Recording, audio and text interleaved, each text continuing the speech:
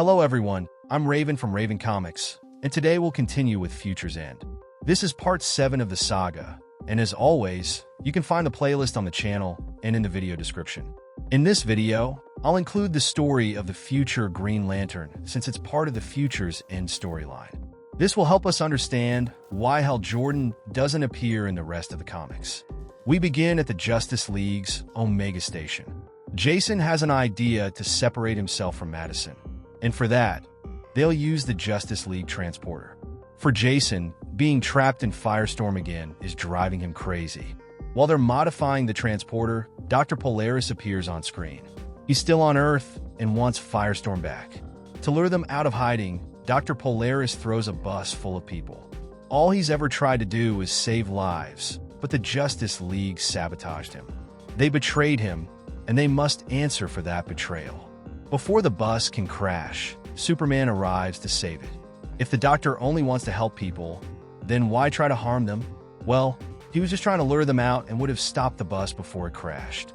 The passengers leave the bus, realizing Metropolis isn't a safe city and deciding it's better to move to Gotham.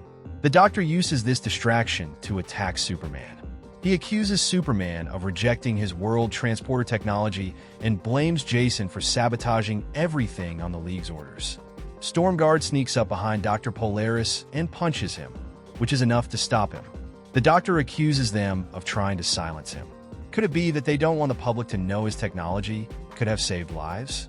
Back at the League's base, Madison questions why the Justice League stopped Dr. Yamazaki when he was trying to save the world with his transporter technology. Jason tells her he didn't stop him, but it's true the League didn't want him to use that technology. Madison is furious, saying they have no right to make that decision. The Doctor may be crazy, but he's right.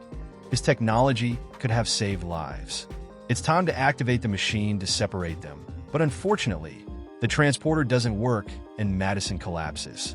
At Terrafitech, Michael receives great news. 10 million U-Spheres will go on sale in New York in 3 weeks.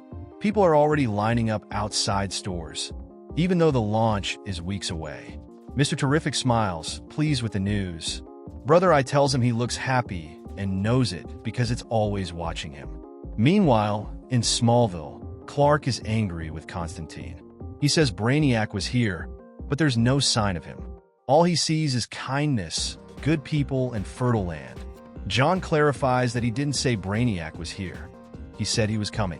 Clark extinguishes Constantine's cigarette, fed up with his games.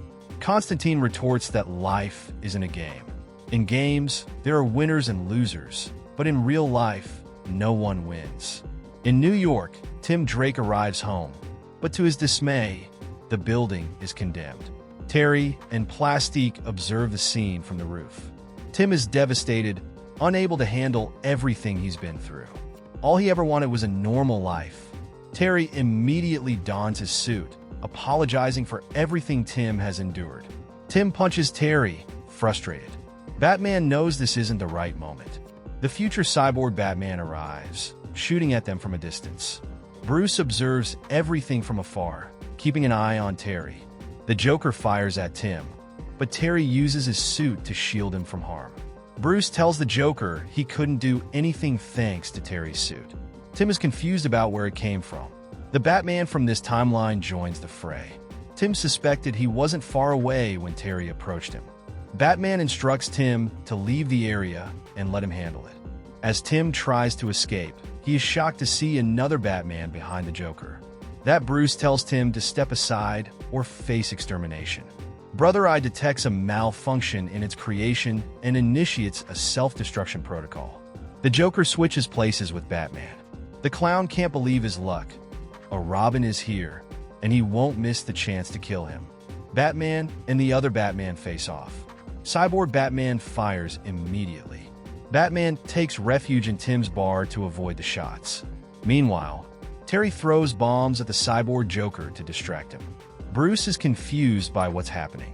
Terry reveals that everything happening is because he and Mr. Terrific created Brother Eye, which will enslave humanity. Terry explains he's from the future and warns them to listen. The cyborg Joker Batman came to prevent him from destroying Brother Eye before it was completed. To succeed, they must split up. While Batman Beyond handles the cyborg Joker, the others must head to Terrific Industries to stop the creation of the U-Sphere. Back in Metropolis, Dr. Polaris captures Stormguard and is about to finish him off when Superman arrives, telling him to shut up. Superman reminds him he's not the only one who's suffered because of the war. Everyone lost something, including the original Superman, which is why he's no longer here. Superman delivers a flurry of punches to the Doctor, but Firestorm arrives just in time to stop him, saying the Doctor is needed. Billy dismisses her as a novice, claiming he's her superior. Madison, fed up, sends him into the sewers. Firestorm repairs part of the Doctor's armor with her powers and asks for his help. After all, his experiment trapped her in this body. They agree to go to the Justice League satellite, where the Doctor can use the transporter to separate Madison from Jason. In return, the Doctor can share his technology with the world. At the League base, the Doctor warns that he has the power to destroy the facility. Firestorm reminds him she can trap him in the walls and leave him in the void of space. Superman remains skeptical about allowing the Doctor to stay. Madison recounts the story we already know, how the Doctor used her in his experiment, which resulted in Ronnie's death as he tried to save her. She reveals that Jason is inside her, making her the new Firestorm. She believes the Doctor is the only one who can help her separate from Jason, as she has already failed in her attempts. Superman doubts how a criminal like the Doctor can help. Madison explains that the Doctor lost his wife in the war and has only ever tried to help the world. If his transporter had worked, many lives could have been saved. Just as she isn't the true Firestorm, he isn't the real Superman. But he wears the symbol to honor the original Superman, who would have done what's right. And this is the right thing to do. Superman agrees to let them proceed, but warns the Doctor that one wrong move will result in immediate action. Back in Smallville, Clark tells John he's stepped away from the game and won't return. Constantine asks if it still hurts what Batman did to him. Yes, Bruce deceived him, but it's time to move on. Clark replies he can never move on. Suddenly, their conversation is interrupted. Just as John predicted, Brainiac planted seeds in the area to capture Superman. Clark uses his heat vision to destroy them. Constantine approaches Midge, telling him this is his last chance for redemption. Midge responds that the Master is going to take Manhattan. Meanwhile, we are at the Source Wall. Blackhand had used his Black Lantern powers to bring back everyone trapped in the Source Wall. Kyle Rayner used his White Lantern powers to make them disappear. The problem is that Krona was set free, and now Hal must stop him. Krona tells Hal that he has nowhere to run. They are right at the edge of space. Hal asks if that isn't a good thing. Krona responds that, on the contrary, he is now wielding the Black Lantern ring. Death bends to his will, and after showing Hal and his friend the consequences of mortality, he will destroy them and turn them into Black Lanterns. As Jordan predicted, this is not good. Someone asks the small Forger of Light why he is doing this. Relic is here and wants to know why the Black Lantern insists on bringing this corruption to the Source Wall. He and Hal Jordan will be the ones to defend this wall. Goldface wants to be the one to take them down. Krona tells them they don't need to be given the chance to realize their madness. He has heard that Relic has an interest in science. Maybe he can convince Hal Jordan that the energy spent opposing the inevitable is wasted energy. Hal Jordan tells Relic there are better places for a battle, but he didn't leave him with many options. Hal needs his help, and Relic hasn't stopped experimenting with the wall since being freed from it. Surely, they now agree on the problem that must be faced. Previously, Relic wanted to destroy all lanterns, and he almost succeeded. Relic tells him that he comes from a universe before this one. Moreover, death does not find him easily. Hal Jordan says he's been dead before. Anyway, he didn't miss much by not being on the other side. Who would have thought they'd make this team? But given the circumstances, this is just a temporary alliance. Hal asks Relic to admit he enjoys having him as a partner. Traveling back in time a bit, a few hours ago, the mayor of Seattle signed an order declaring this day Green Arrow Day. This is in honor of the hero from Emerald City. The new Green Arrow, thought to be the protege of her successor, hasn't been seen in weeks.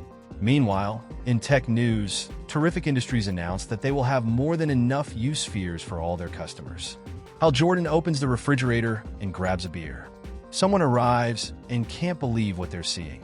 It's his father, Martin Jordan. Martin asks if he raised a kid who drinks microbrew beers. Hal Jordan is stunned, as he hasn't seen his father in a long time. Naturally, he wonders what is going on. His father asks him to be careful not to step on the broken glass. They embrace, and Martin says it's good to see him too. All of this has been crazy. Carrying the remorse of his last moments on Earth into the afterlife has been very hard. He still remembers all the metal crushing him and the fire. Martin has spent a lot of time scared, thinking about what his son must have gone through that day. He hates that Hal had to witness his accident. But if it helps, Martin can say he didn't suffer when he died. He knew the plane was going down, thought of his wife and kids, and then he hit the ground. That was the end of his story. One of the perks of being a test pilot is that you can go out in a glorious explosion without having to deal with the aftermath of the blast. Hal says that helps a little. That day, he was at the accident but couldn't do anything. Hal asks his father what he's doing here. Martin shows him his hand, wearing a Black Lantern ring. Martin explains that Black Hand sent it to him and told him to rise. Let's just say he didn't have much choice. Black Hand brought him back to get revenge on Hal Jordan. Hal knows Black Hand is a coward who can't beat him, which is why he's attacking him through his family. Martin says no one has seen Black Hand in a long time. He vanished after the Black Lantern's central battery was destroyed. His ring chose a new leader for the rest of them. Now, all these souls are under his command. The new leader of the Black Lanterns is Krona. That's why his father is here. They say Hal nearly discovered the emotional spectrum. If he's the expert everyone claims, they need someone who can defeat him. Martin says he was told Hal could be that someone. When he heard that, he felt very proud of his son. Hal Jordan says maybe that was true once. But there was a war, and the entire planet was swept away by it. He should have been there to stop the war, but instead, he was on a world whose name he doesn't even remember. The Earth was being destroyed, and Hal was in a place so important he can't recall its name. Martin had heard about that. He'd seen some friends arrive in the dead zone, along with some family members, and even his wife. After the war, Hal swore never to leave this planet again. His father doesn't want to involve him in this, and can't imagine how hard his life has been. But he asks Hal to help his old man rest. Krona continues to gather more Black Lanterns. No one knows what he has planned, but if even the dead can't have peace, then who will? If they don't stop him, he'll bring a new war to this Earth. Martin met several of Hal's friends. They sent him to this place. They and others have resisted the rings they bear. That's why he doesn't look like one of Krona's typical zombie thugs. Maybe it's also because of the battery. Or maybe, as his mother always said, he's just stubborn. Hal has a better term, willpower. Hal Jordan dons his green ring once again and transforms into a Green Lantern. His father tells him the uniform suits him well. Suddenly, something starts happening to him. He can feel Krona pushing him to become a zombie. He has to leave. Though he knows when it comes to fighting, he's not sure how good he'll be at it. Hal tells him not to worry. He'll go after Krona alone.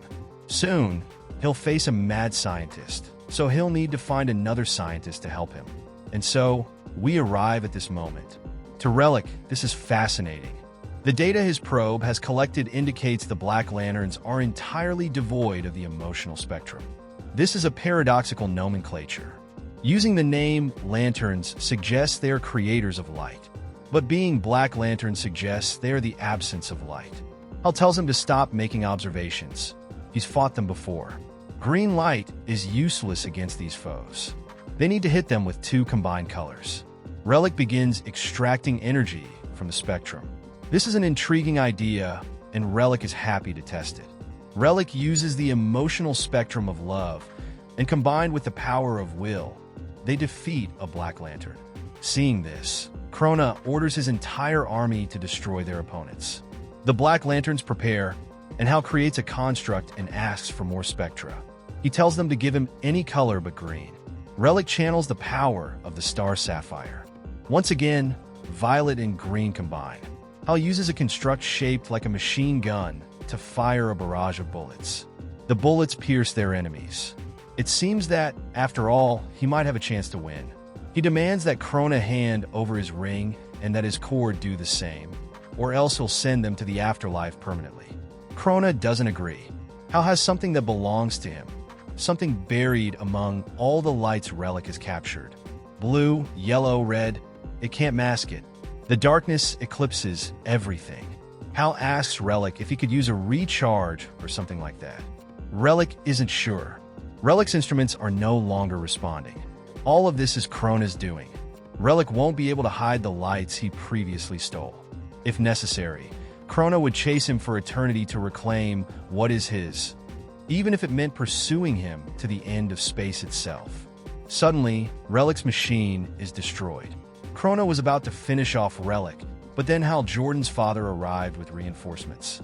Martin tells Krona he's a black-hearted bastard. Krona is pleased because the reinforcements have just arrived. He then orders his army to finish them off. Once they're under his control, it's time to go after Hal Jordan. Martin shouts to his son. Relic had told Hal that his father would be out of Krona's reach, but Martin can no longer resist. The Green Lantern is being attacked, and there's no choice but to ask Relic to aim his reactors at him. Hal needs him to charge them with everything they've got. Relic urges Hal to stick to the original plan, but there's no time.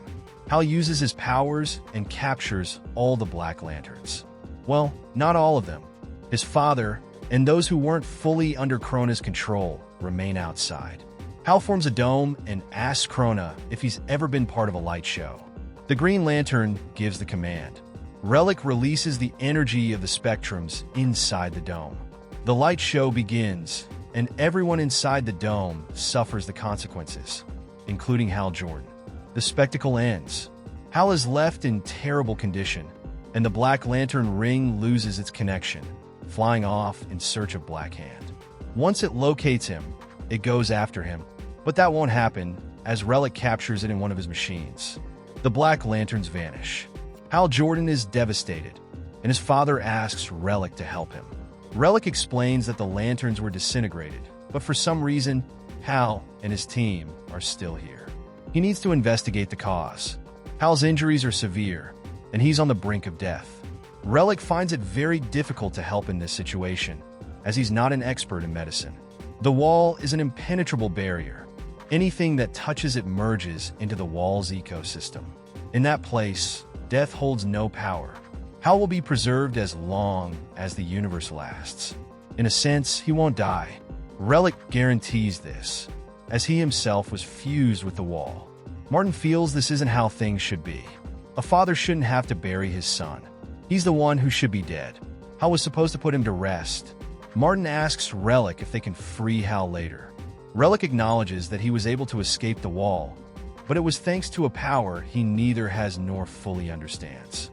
However, he promises to investigate how to do it and eventually release Hal. The end of Hal Jordan has come. His father places him in the wall and tells him that, at the very least, there are plenty of stars to see. Long ago, Martin gave his son a telescope because of the way Hal looked at the sky. He always knew Hal would someday end up here. Martin and the others are now free. They'll meet again when the time comes, though he hopes it won't be too soon. Hal still has many things to accomplish in this world. Martin bids his son farewell, telling him he loves him. Everyone disappears, leaving Hal trapped in the source wall. Thank you very much for watching this video. Don't forget to comment, like, and subscribe for more content like this. I'm TJ Prime, and see you in the next video.